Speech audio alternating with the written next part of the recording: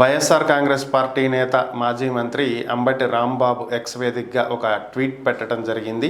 ఆయన ట్వీట్లో పెట్టినటువంటి అంశాలు చూసినట్లయితే కాదేది రాజకీయానికి అనర్హం అని చెప్పి హెడ్లైన్ పెట్టడం జరిగింది. దాని కింద పడవలు అలాగే లడ్డు ముంబై నటి కాదేది రాజకీయానికి అతీతం అని చెప్పి పెట్టారు. అంటే వరదల సమయంలో ఇటీవల కృష్ణానదికి భారీగా వరదలు వచ్చినటువంటి సమయంలో కొన్ని పడవలు కొట్టుకు వచ్చి ప్రకాశం బ్యారేజ్ కౌంటర్ వెయిట్లను ఢీకొన్నటువంటి విషయం అందరికీ తెలిసిందే. దీని అంశంలో వైఎస్ఆర్ కాంగ్రెస్ పార్టీ హస్తం ఉంది అంటూ టీడీపీ అప్పట్లో ఆరోపణలు చేయడం జరిగింది. దీని మీద విచారణకు కూడా ఆదేశించడం జరిగింది. తర్వాత తిరుమల లడ్డు వ్యవహారం, లడ్డూలో కల్తీ నెయ్యి కలుస్తుంది, అలాగే లడ్డును అపవిత్రం చేశారంటూ ముఖ్యమంత్రి చంద్రబాబు నాయుడు చేసినటువంటి ప్రకటన, దీనివల్ల దేశవ్యాప్తంగా ఇది చర్చకు వచ్చినటువంటి అంశం. ఇక మూడవది ముంబై నటి కాదంబరి జత్వానికి సంబంధించి వైఎస్ఆర్ కాంగ్రెస్ పార్టీ నేతలు కావాలనే ఆమెను ఒక కేసులో ఇరికించి ఇబ్బందుల పాలకు గురి చేశారని చెప్పి 3 ఐపీఎస్లను సస్పెండ్ చేసిన విషయం కూడా తెలిసిందే.